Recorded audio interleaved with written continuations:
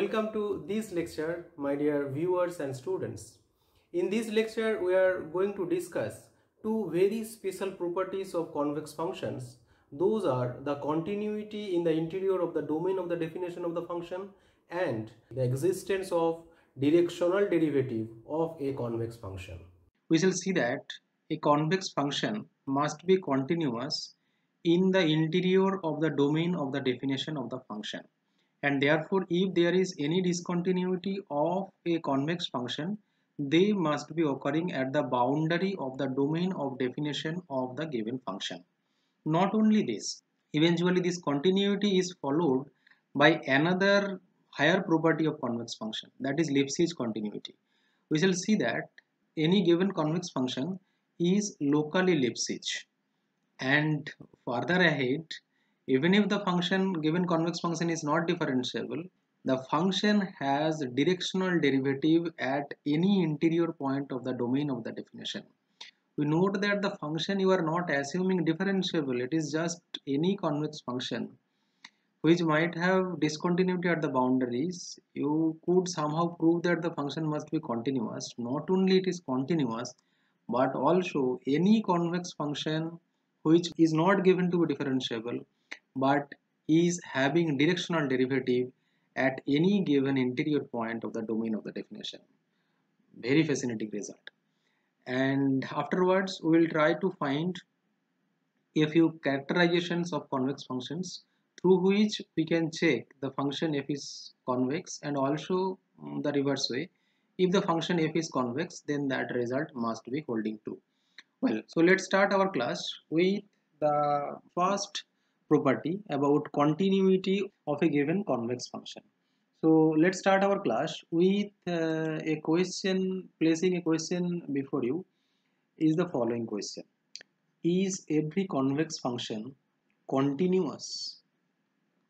What is your answer? Although I have initially spoken about this continuity, and therefore you will say, well, it is not continuous. But can you then give a convex function that is not continuous?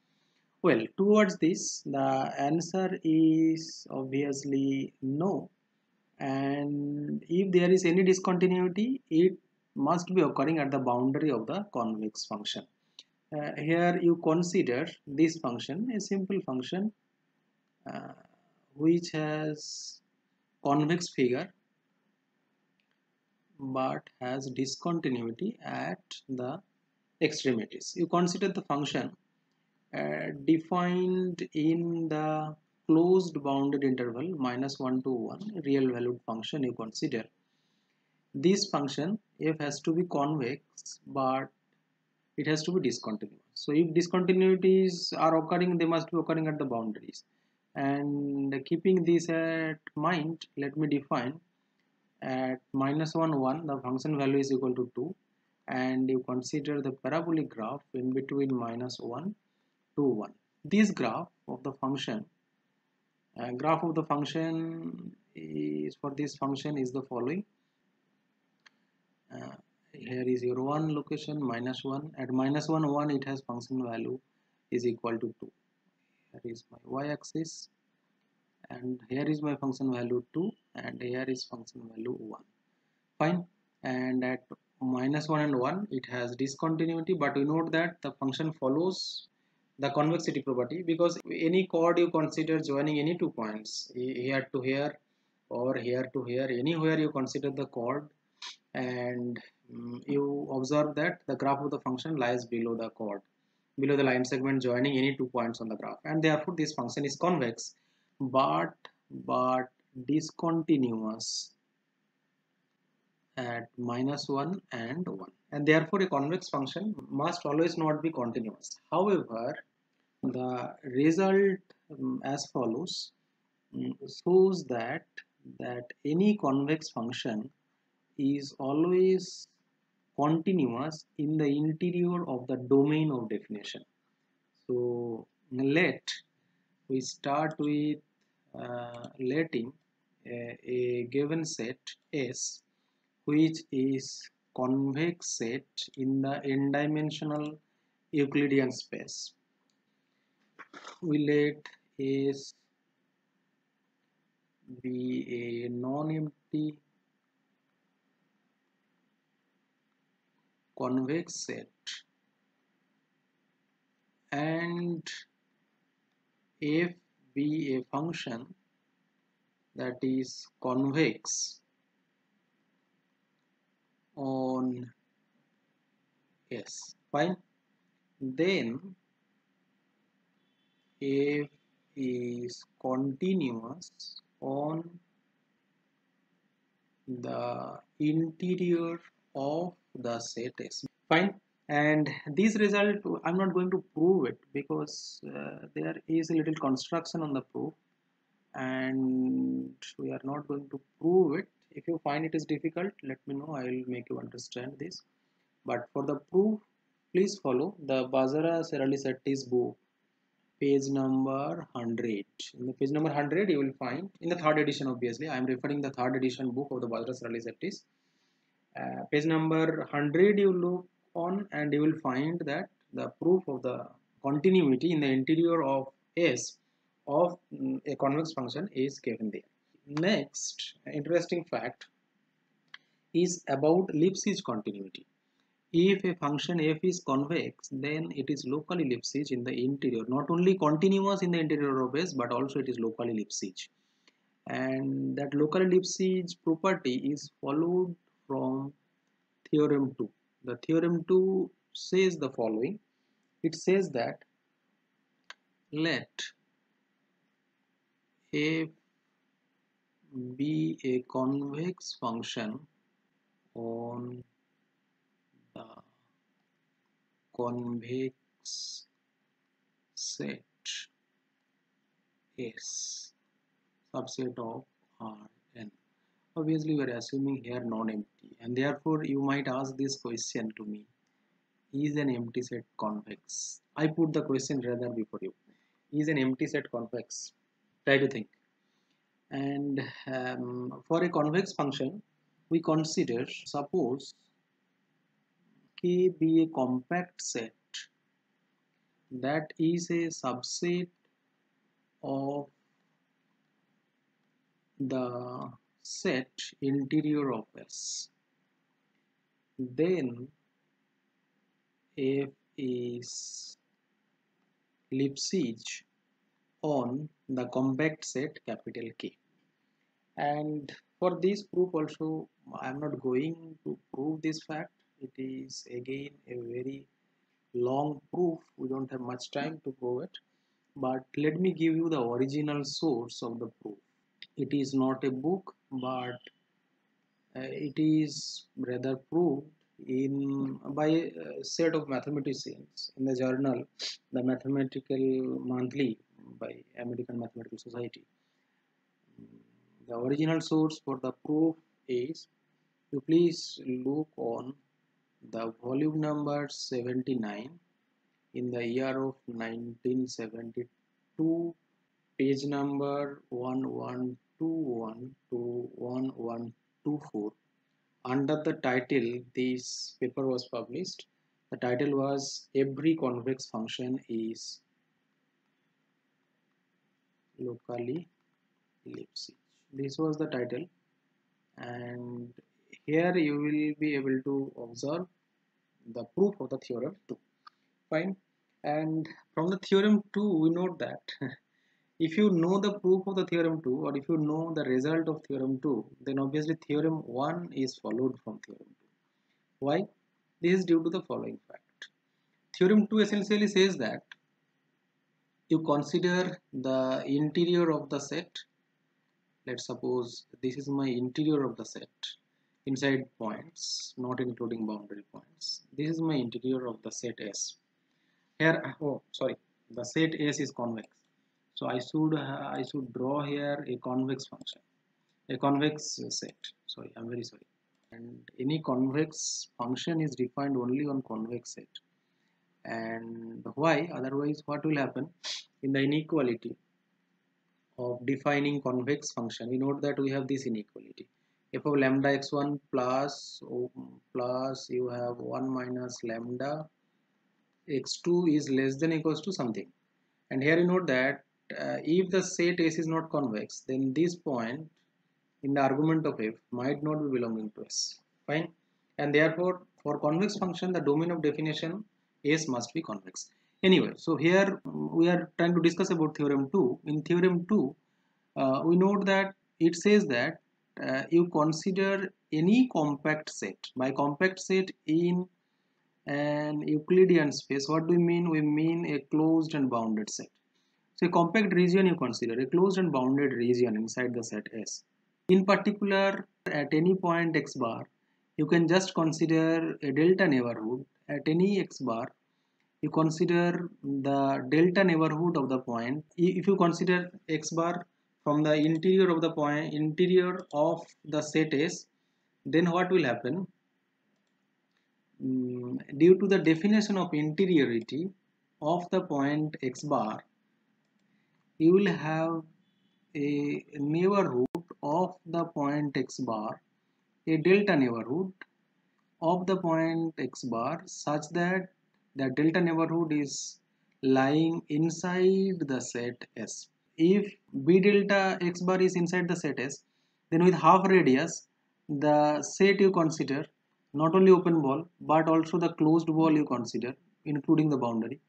And obviously then this set, let me consider this shaded, deep shaded set as b delta by 2 x bar is a subset of the set S. And I also include the boundary. If I are including boundary, then we mathematically do write b delta by 2 x bar and also closure of it. By closure of it, by that we mean we also close the boundary. We also include the boundary in the set. Fine. You note that this b delta by 2 is a compact set. Is a compact set because it is a closed and bounded set. Fine. According to theorem 2, if we consider any closed compact set capital K, any compact set capital K, which is a subset of the interior of the set S, then in that set capital K, the function f must be Lipschitz. And therefore, precisely if we consider that K is equal to my b delta by 2 x bar whole bar, this is a compact set, and once this is compact subset of the interior of the set S. Fine. And therefore the function f must be Lipschitz inside of this set K according to theorem 2, and therefore there exists a constant, let's suppose L greater than 0, Lipschitz constant, such that fx1 minus fx2 is less than equals to L times norm x1 minus x2, and this should happen for every x1 x2 belonging to the set K. And what does this entire thing says? Entire thing says it is nothing but that the function f is locally Lipschitz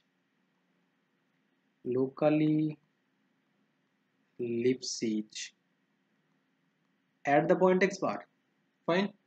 And here x bar was arbitrarily chosen, and therefore irrespective of whatever x bar you are choosing from the interior of the set, the function f is locally Lipschitz, and therefore the function f is locally Lipschitz in the entire set interior of the set capital S, the domain of definition of the function S. Fine. And f is locally Lipschitz in the interior of the domain of definition capital S of the function f. And if f is locally Lipschitz, therefore f is continuous in the interior of S, and that is the theorem 1. And therefore theorem 1 is just a corollary to theorem 2. Is not that? Well, here I must also mathematically place a question before you. Can you be able to find 3 examples of non-Lipschitz function, obviously, by which you will be able to show that none of the condition that K is compact, obviously then K is closed and bounded. So here are two conditions. Capital K set, which is a subset of interior of S, must be closed and bounded, and also the condition that K is a subset of interior of S. These three conditions, closed and boundedness of capital K and capital K is a subset of interior of S. These three conditions are essential. Otherwise theorem 2 will not be true. If you remove any of the condition, if you relax any of the condition, closedness of K or boundedness of K or subsetness of interior of S of K, any of these three, if you remove, the theorem 2 might not be holding. Can you be able to find examples for all these three conditions? So here let me just put all the conditions are essential. You try to find examples for all of this. If you remove any of the condition, then theorem 2 might not be holding, right? And therefore it is suggestive that you find three non-ellipsis functions and accordingly the set capital K, so that any of the condition, if you relax, the theorem is not going to hold. You know, identification of counter examples is very special in mathematics learning. Just by knowing the statement of a particular mathematical result, we cannot really ensure that we have really grasped the material of the particular result. You will find that in a particular mathematical result, there are a few neatly given assumptions.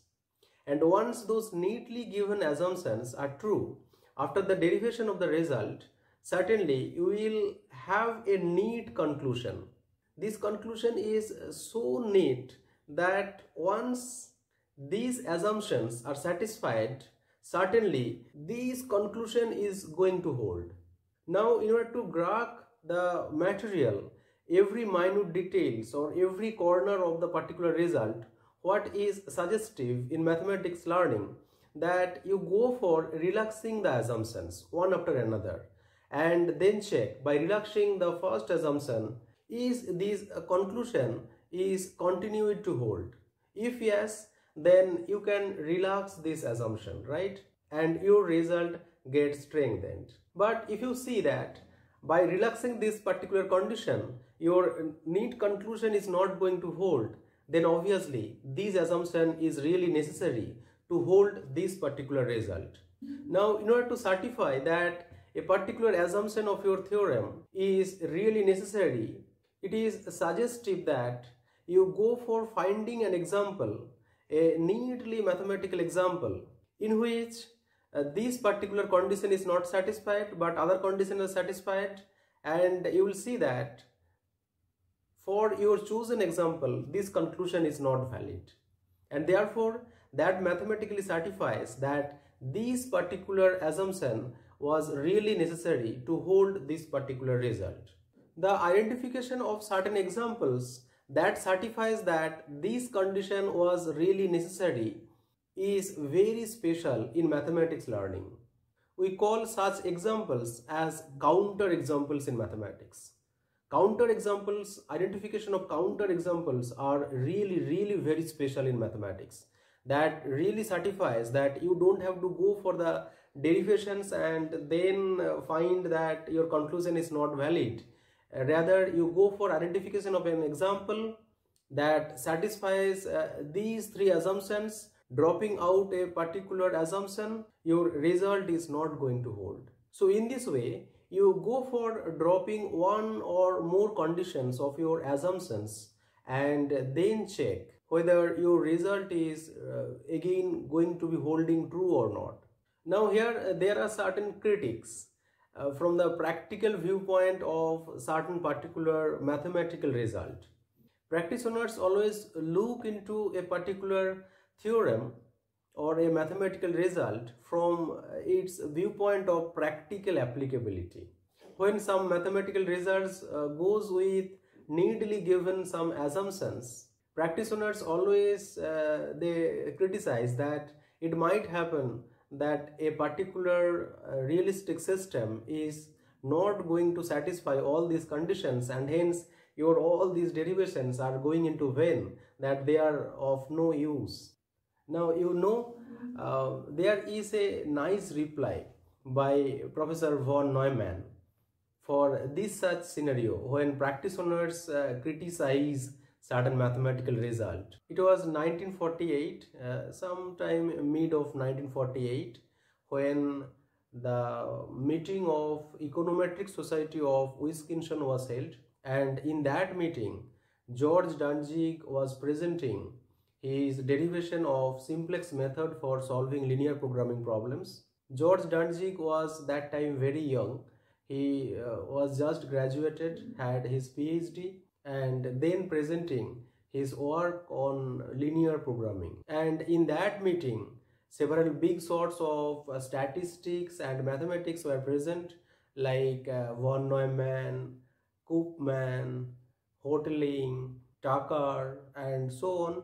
After the presentation of George Danzig was over, then there was a bit of silence in the audience, but all of a sudden there was a big huge man. It was Professor Hotelling, who stood up from the back of the room, and then he devastatingly commented, "We all know that world is non-linear." Then, by listening the comment of Professor Hotelling, Danzig was a bit frightened, and he was trying to sequencing of the words to give a reply, a mathematical reply for the comment of Professor Hotelling. But after a while, looking at the face of George Danzig, von Neumann found that Danzig is a bit frightened to answer this comment. So von Neumann took the permission of the chairman of that meeting, and then von Neumann requested the chairman that if you don't mind, or if the speaker allows, I would like to answer for the speaker. Then obviously chairman permitted, and then von Neumann commented in the following manner, that the speaker has neatly stated the assumptions. There was a set of assumptions under which the derivation took place. If you have a practical system that satisfies all these axioms, then you go for applying the method discussed by the speaker.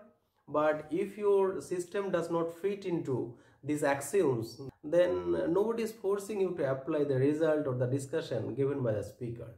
So it is not expected that each and every particular result of mathematics will satisfy the conditions or the requirements of a particular practical system.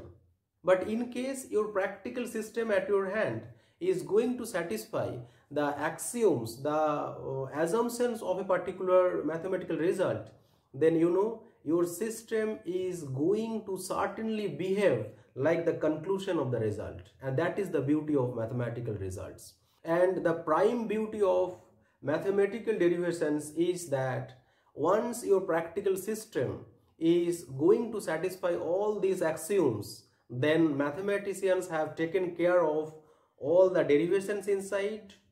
Practitioners do not need to really bog down in the proof or derivation of the result.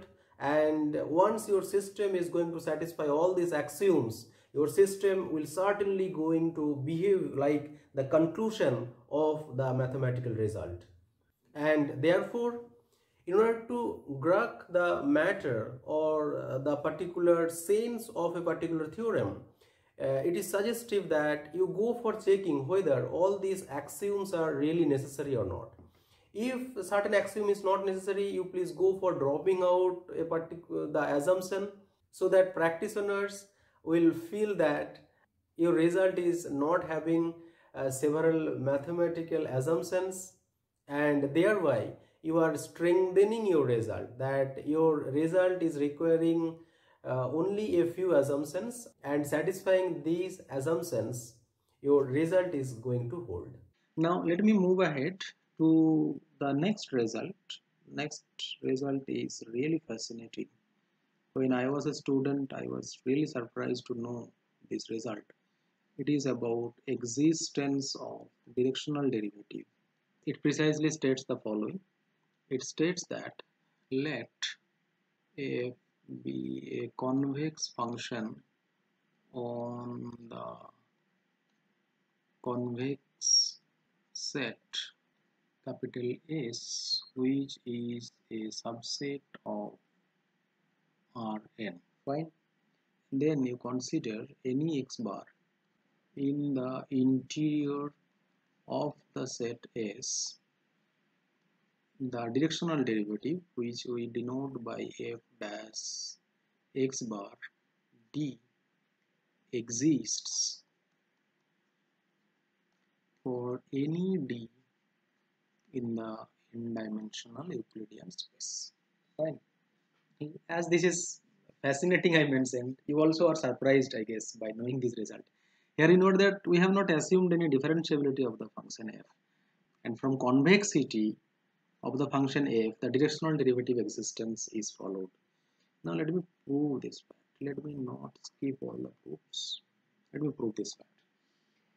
Well, to prove the fact, we need to construct a function phi t, a function of one variable, that is given by 1 by t, the limit of the ratio we consider in the directional derivative, fx bar plus td minus fx bar. So we define this function phi t for t greater than 0. T is a scalar here. T is not a vector. D is a vector given to us. Now here we consider this function phi t. Right? For this phi t, we will prove that this function phi t is a monotone increasing function. To prove the monotone increasingness, what do we need to prove? Consider two elements t1 and t2 with they must be greater than 0, and also I assume that t1 less than t2, and we will prove that phi t1 is less than equal to phi t2. That will prove that phi is increasing. To prove the fact, we represent the element x bar plus t1d by the following expression. Note that this expression x bar plus t1d can be written as t1 by t2 x bar plus t2d plus 1 minus t1 by t2 into x bar. By convex combination of x bar and x bar plus t2d, we can represent x bar plus t1d. Fine. Once this, we note that due to convexity of the function f, we have f of x bar plus t1d is less than equals to t1 by t2 f of x bar plus t2d plus 1 minus t1 by t2 times fx bar. And from this inequality, we know the following: f of x bar plus t1d minus this fx bar is less than equals to t1 by t2 times f of x bar plus t2d minus fx bar, right? And hence you just divide both the sides by t1. T1 is a non-zero quantity and positive it is, and therefore it gives us phi t1 is less than equals to phi t2, and this then implies phi is monotone increasing on 0 to infinity for all t greater than 0, as long as x bar plus td is belonging to the set capital S, that long phi is increasing, and afterwards phi is not well defined. Anyway, once it is increasing, therefore you all know from real analysis that if we consider limit t tends to 0 plus of phi t, obviously as phi is increasing, this limit is given by infimum over t greater than 0 of the function phi t. the function phi is geometrically by graph. You can just convince yourself. For the proof, any real analysis book you refer.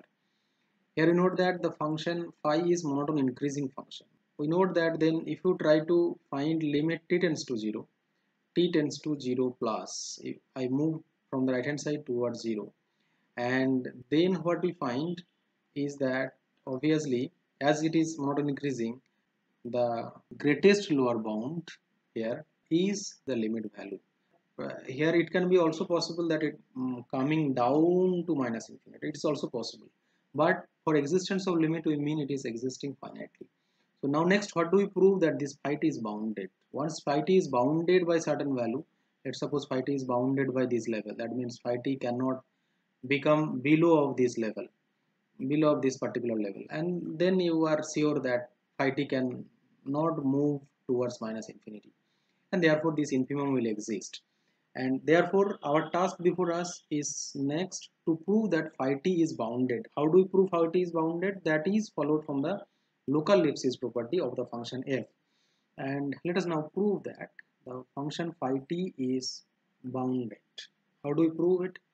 We note that we took up x bar from interior of S, and this implies that there exists a neighborhood, let's suppose bx bar, a delta neighborhood, which is a subset of S for some delta greater than 0, such that function value follows this property, ellipsis property, less than equals to L times norm x1 minus x2 for all x1 x2 belonging to bx bar delta. Fine. And in particular, let me consider x2 as x bar and x1 as x bar plus td. Here you note that bx bar delta neighborhood is lying inside the set. Here is your center x bar, and it is lying, this entire set is lying inside the interior.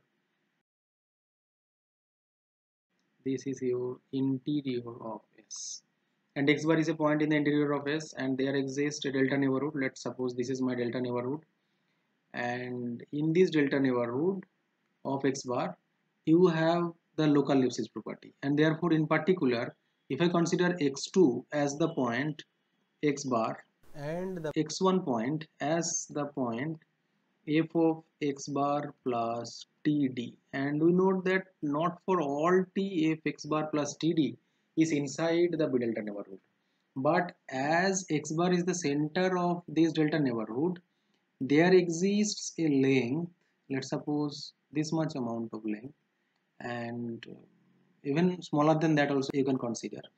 So there exists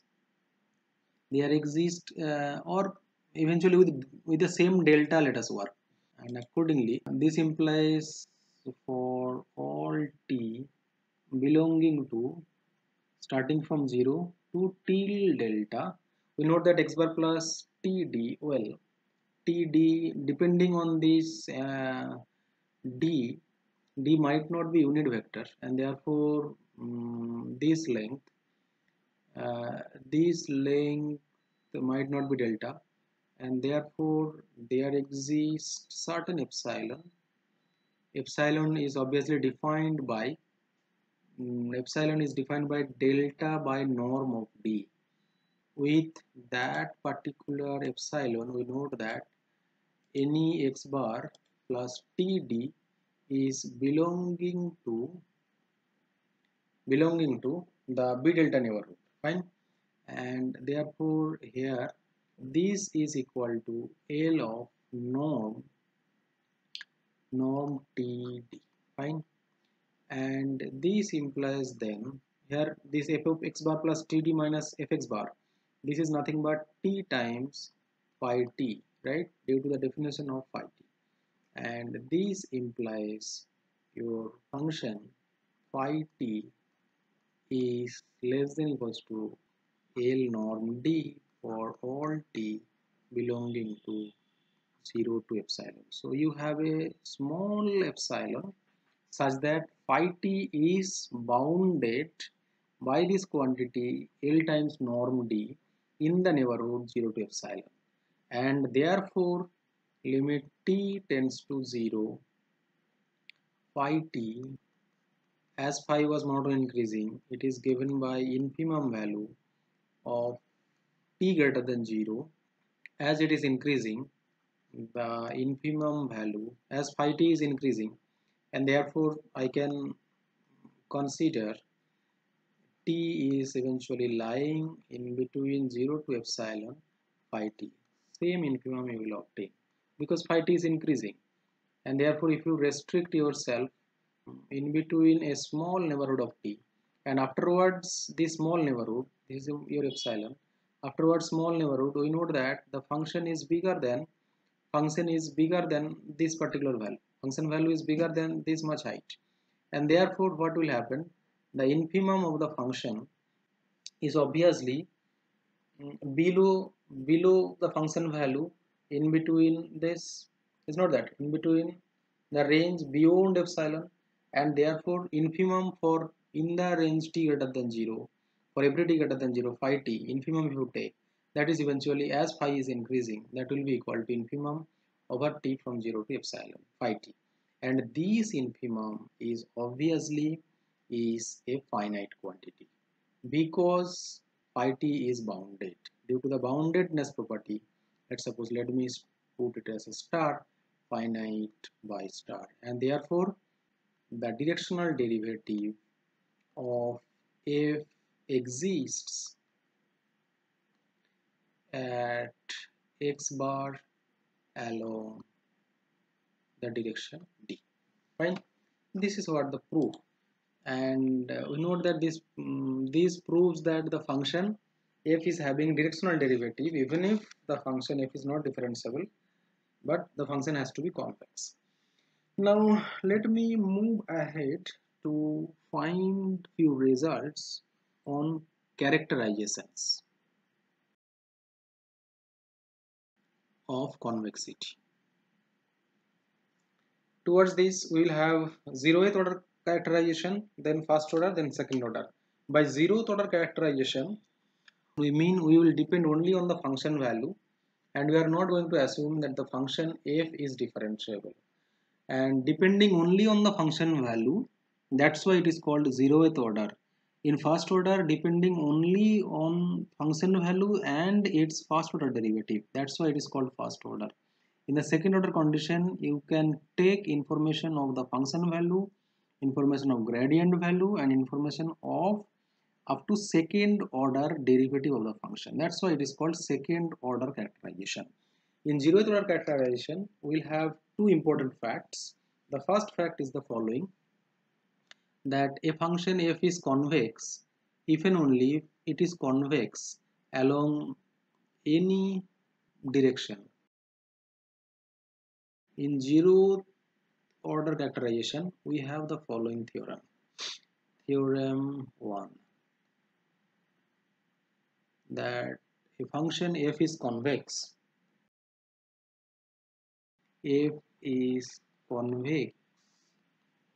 on the set S if and only if,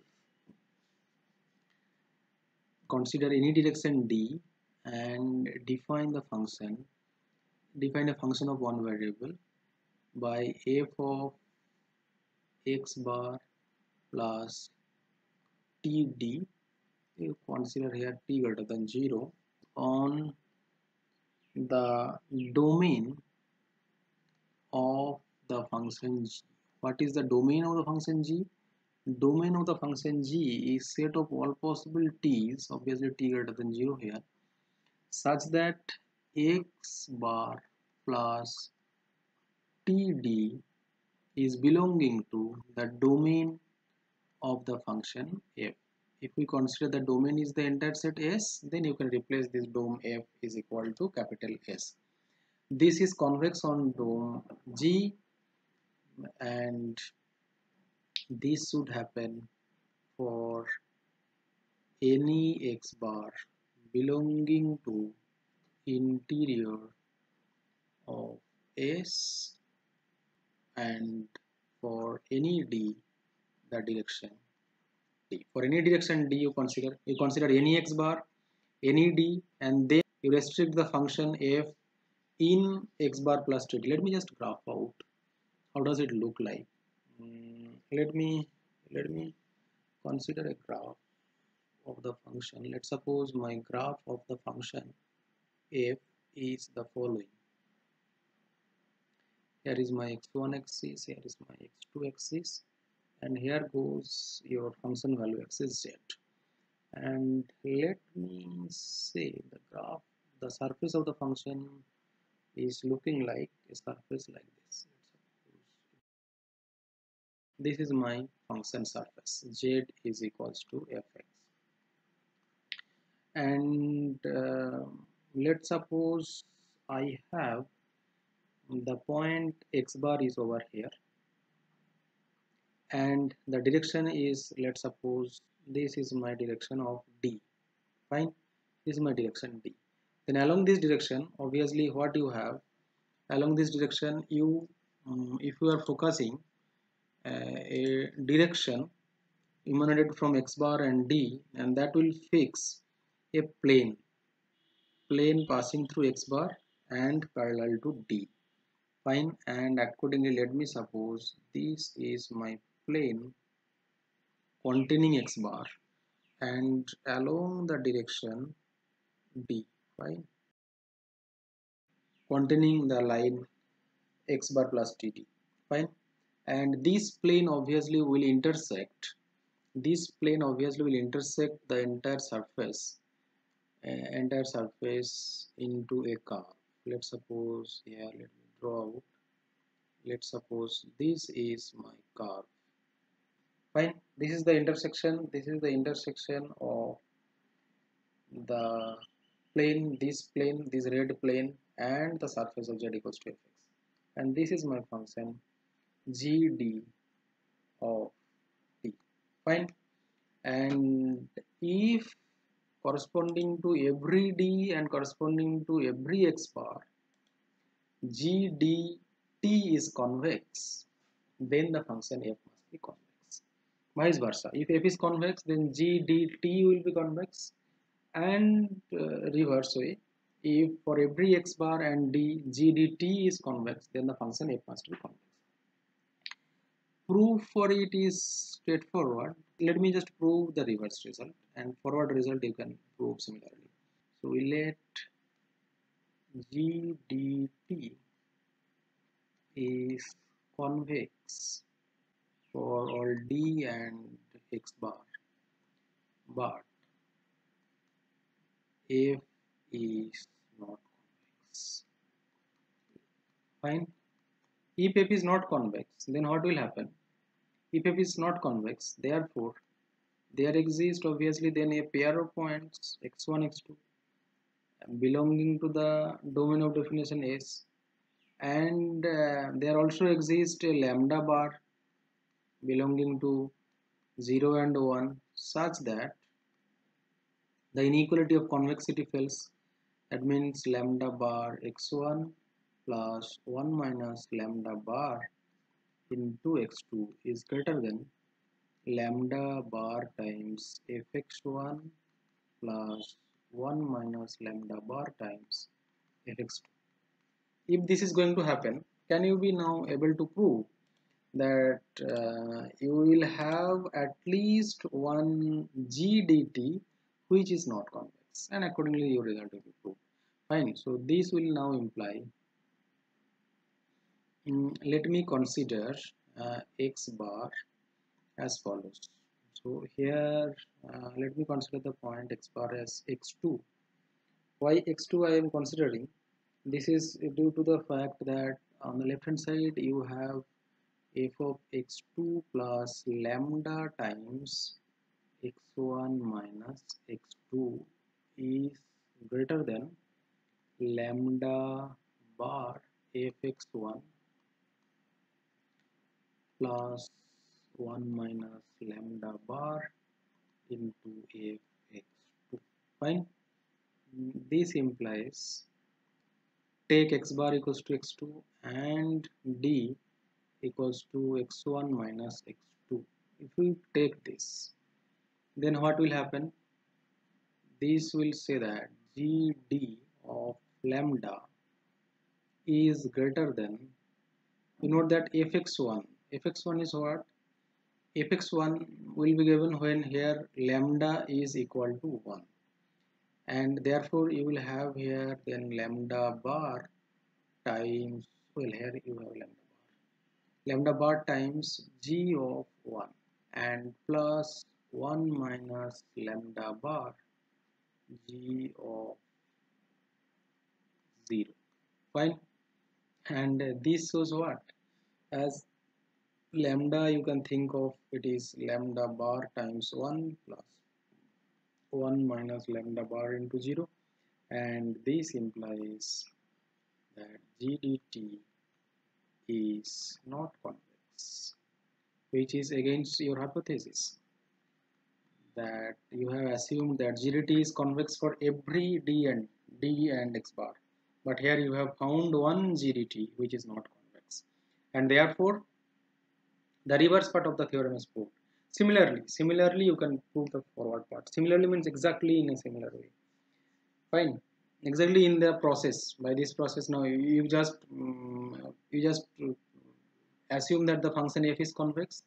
Now you assume that gdt is not convex. Then in the reverse way you go, and you will find that the function f is not convex, and that will prove the reverse part as well. And here, then next, let me prove the another characterization, the epigraphic characterization of a convex function. That is also depending only on the function, rather depending only on the graph of the function, and we don't use any of the derivative information, and therefore this is also one of the zeroth order characterization, and this is your epigraphic characterization.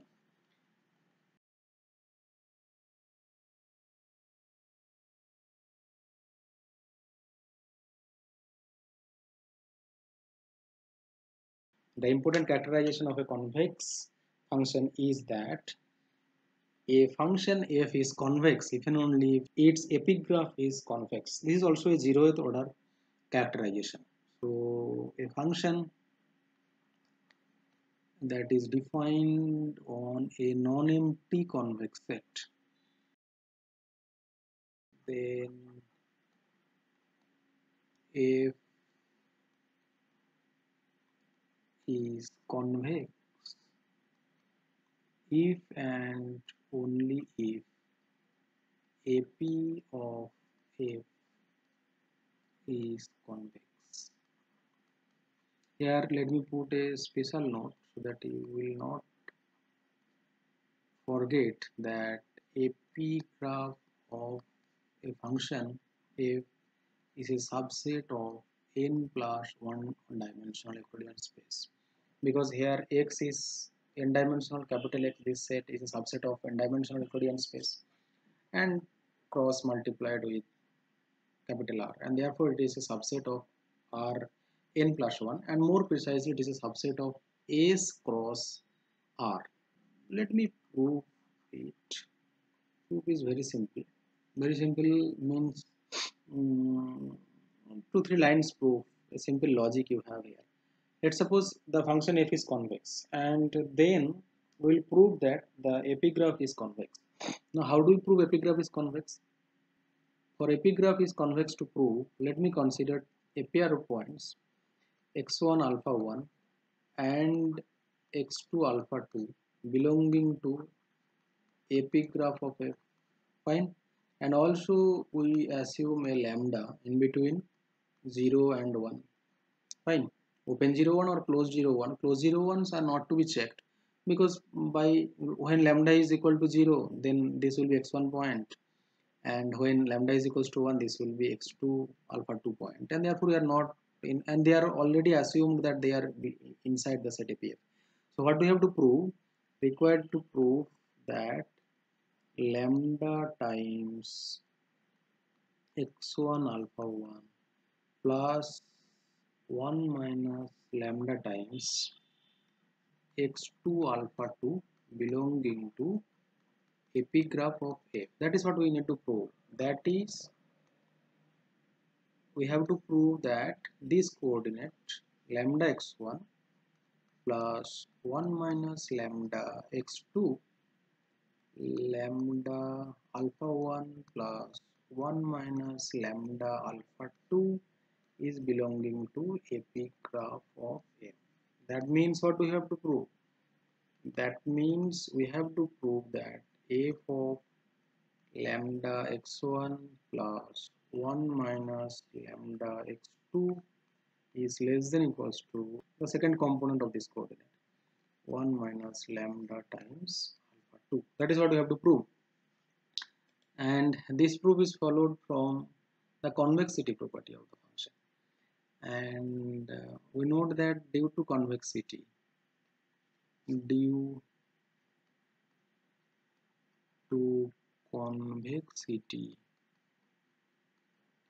of f, we have f of lambda x1 plus 1 minus lambda x2 is less than equals to lambda times fx1 plus 1 minus lambda times fx2.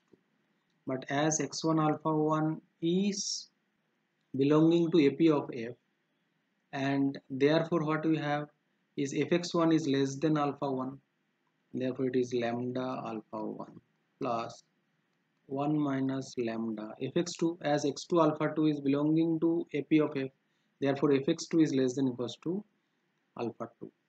And once you have this implies lambda x1 plus 1 minus lambda x2, and the second component as lambda alpha 1 plus 1 minus lambda alpha 2, then this is belonging to epigraph of f, because that is the definition of epigraph of f, that function value at this point must be less than the second component of the coordinate. Fine. And for the reverse part is much easy. For the reverse part, let's suppose epigraph is convex. If epigraph is convex, and we note that the point x1 fx1 and x2 fx2, this is belonging to epigraph of f for any point eventually. X bar you take, any x bar you take, and x bar fx bar, this value, that means if you consider this as alpha bar, say, so x bar alpha bar for any x bar point in S, whatsoever x bar you consider in S, this is inside ap of f. It's not that, because epigraph of f also includes the boundary points. The graphical points are also inside the epigraph of f, because the inequality is f of x is less than equals to alpha, and equal to also is included there, and therefore x bar fx bar is belonging to ap of f for any x bar inside S. And therefore in particular if you take x1 x2, and therefore x1 fx1 and x2 fx2, these 2 points are in epigraph of f. And as epigraph of f is convex, that you assume for the reverse part, and therefore lambda x1 fx1 plus 1 minus lambda x2 fx2 is belonging to ap of f. Now from here you can prove, just quickly, from here another line of derivation, that this will imply lambda x1 plus, and this is epigraph of f for every lambda belonging to 0 to 1. First coordinate will be this, and second coordinate is fx1 plus 1 minus lambda fx2, this belonging to ap of f for all lambda belonging to 0 and 1, and therefore you have, by the definition of epigraph of f of lambda x1 plus 1 minus lambda x2 is less than equals to lambda times fx1 plus 1 minus lambda times fx2, and this happens for every lambda belonging to 0 and 1. And as x1 and x2 was arbitrarily chosen, and therefore this will imply that f is convex on the set S from where you have chosen x1 and x2. Fine. This is what the proof of epigraphic characterization of a convex function. And well, let me stop here. In the next day, we will move forward for first order characterization and second order characterization. Those will involve the gradient information and Hessian information, and with the help of the gradient and Hessian, we will see on the next day how will we be able to characterize convexity of a given function. So first order and second order characterization will be proved on the next class of convexity, and once we finish this portion, then we will also move forward a few convexity preserving operation by which we will be able to find quickly convexity of a given function. And sometimes, you know, convexity to check for a function is not always easy task. With the help of the inequality to define convexity, f of lambda x1 plus 1 minus lambda x2 is less than equals to lambda fx1 plus 1 minus lambda fx2. It is not easy task to check the convexity, and therefore we need some tools by which, by looking at the expression of the function, you will be able to characterize, well, this function can be a convex function. Fine. So few convexity preserving operations also will be given on the next day, and these two are the agenda in the next lecture. I stop the class here. Thank you all for your kind presence.